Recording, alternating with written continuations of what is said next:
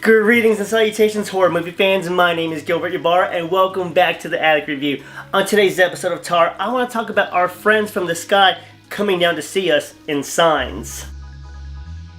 3 years after his surprise hit with The Sixth Sense, M. Night Shyamalan goes from showing us dead people to now us watching uninvited aliens harassing Mel Gibson and his family on a farm, and these ain't your grandma's E.T. aliens. These motherfuckers are real.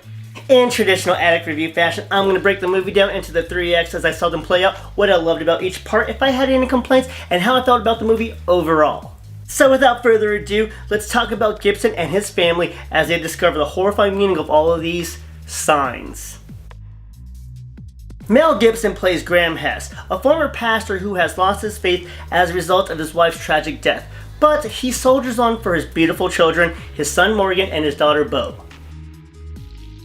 He lives his life quietly on a farm and has the help and support of his younger brother Merrill, played by Joaquin Phoenix, and thank goodness Merrill is around because things are about to get X-Files-like real soon.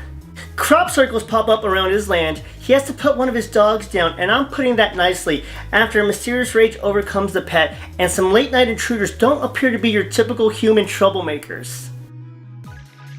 Soon, news outlets and the town are talking about all the crop circles popping up everywhere, and the town is buzzing with theories about what is going on. The most chilling theory is heard by Merrill as he's talking to an army recruiter, because this war veteran knows the signs of an invasion when he sees one, so Earth better get ready. Returning home from a colorful visit to town, Graham and Merrill are trying to disprove the UFO hysteria, but young Beau shows the whole family evidence of other beings through a baby monitor where it sounds like a couple of aliens are chatting it up. That evening, Graham is alerted to some strange activity on the farm by the other family dog barking, and a stroll through the crops gives him his first eyeful of these potential invaders, and he fearfully sprints home to get some answers from the TV, and we end Act 1. Before we get to the breakdown of Act 1, do me a huge favor and click like and subscribe. It would mean the world to me and the extraterrestrials. Alrighty, thank you so much. Let's get into the favorite parts of Act 1. Act 1 like is that it does not beat around the bush. From the get-go, it doesn't try to be coy with the alien presence. It's here, and we should be concerned from the very beginning. Of course, Mel Gibson is always great, but wow, what a scene stealer Joaquin Phoenix is as Merrill. His portrayal of the lovable, hothead jock of a brother is fun to watch and helps to ease the tension, baby, in the first act and throughout the film. Surprisingly fast first act despite minimum alien interaction, but don't worry, it's coming. Huge Act 1 random like is Merrill's rant about nerds doing these crop circles for attention. From Beau's genuine innocent concern as to why the nerds can't get girlfriends to Merrill's frustration over the nerds getting their wish, this is sporadic comedic gold.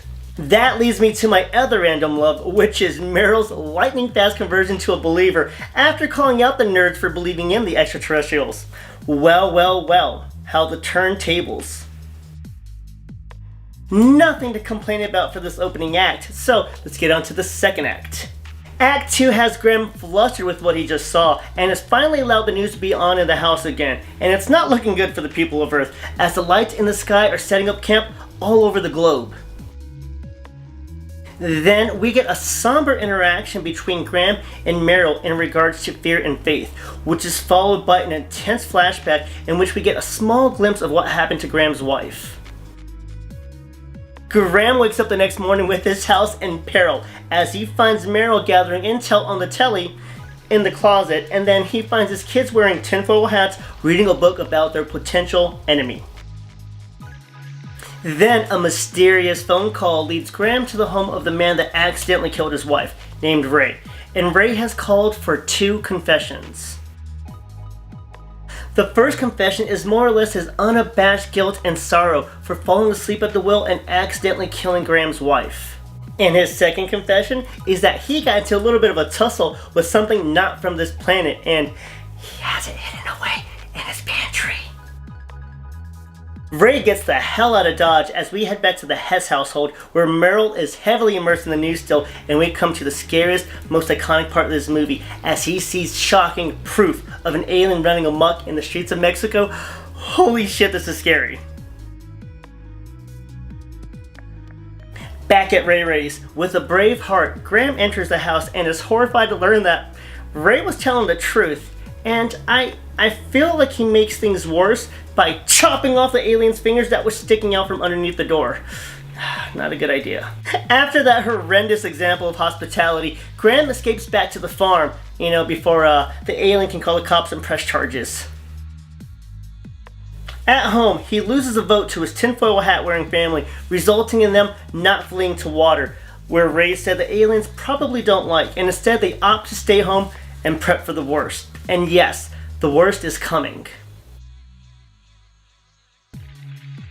Hearing that over 400 cities around the world have lights in the sky, and they're all within a mile of each crop sign, the Hess family finishes boarding up the house, and each member chooses an item for what appears to be their last meal, and we end Act 2. Act 2, like holy shnikes, welcome to Jump City, as this act was on a mission to ensure generational trauma.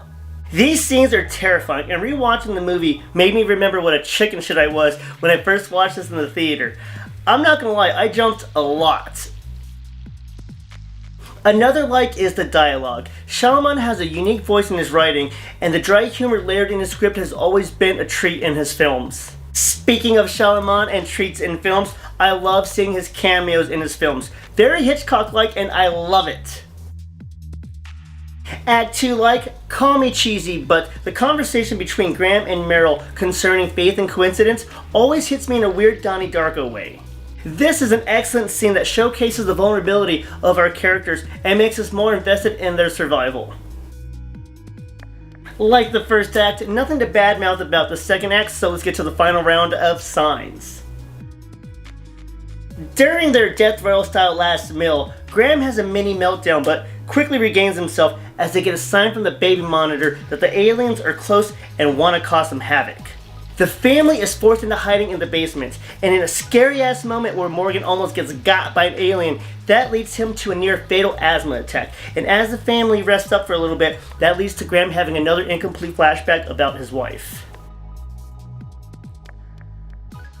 They wake up to great news as reports on the radio are saying that this War of the Worlds is over already because those ET punks don't want that smoke after all. But of course there's going to be a few stragglers left behind to scare the piss out of us one more time. Holding a grudge still from earlier and looking for revenge, Mr. "Oh look at me, I'm missing some fingers" alien shows up to bust up the celebration by snagging Morgan and dousing him with the toxin. Ooh, but that alien has no idea that he's got a lethal weapon surrounding him. Based off of the final flashback of Graham's wife's death, her last words were insisting for Meryl to swing away, and swing away he does, and in the process, they discover that water is the kryptonite to these little bastards. Meryl is acting as if he is Bobby Boucher, and he just heard the alien say, "Gatorade." So he's going to show the alien that water sucks, it really, really sucks, by knocking some fresh H2O all over its water allergic ass. Morgan survives by a cool miracle / coincidence, which restores Graham's faith, and guess what? The Earth is safe for now. And we end Signs in upbeat fashion, so what was awesome about Act 3? Act 3 kept up the pace and scares from Act 2, and I appreciated the dramatic turn that it embraced as well. The cellar scene was terrifying, tense, and slightly tear-jerking, and was a great way to lead into the finale. I enjoyed how the third act highlighted its themes of faith, fate, and coincidences, and how all the details and foreshadowing throughout the film tied together at the end. Not limited to this act, but the kids were dynamite in their roles, and it's no wonder seeing as that's Rory Culkin from Scream 4 and Abigail Breslin of Zombieland fame. Slight complaint, I hate that I mock the swing away part as much as I do. I should not have a distaste for that part, but I sadly do. Besides that, Act 3 was another satisfying chapter from Mr. M. Night, so how did I feel about the movie overall? This movie is way better than I remember it being, and I cannot get over how amazing Joaquin Phoenix's acting is. Besides Joker, this might be my favorite performance of his. Scarier than I feel most give it credit for, I certainly forgot a majority of the jumps that this movie provides, and also it's a nice, healthy reminder of the fear of aliens coming down to kick our asses. And that's it for today's episode of Tar. fine film from M. Night Shyamalan, Signs is a quiet masterpiece in terms of extraterrestrial fear, and I hope you enjoy it as much as I did upon rewatching it. It has been an absolute pleasure. Please subscribe, like, comment, tell some friends. My name is Gilbert Ybarra, and thank you so much for watching the Attic Review. Smile, Tiger.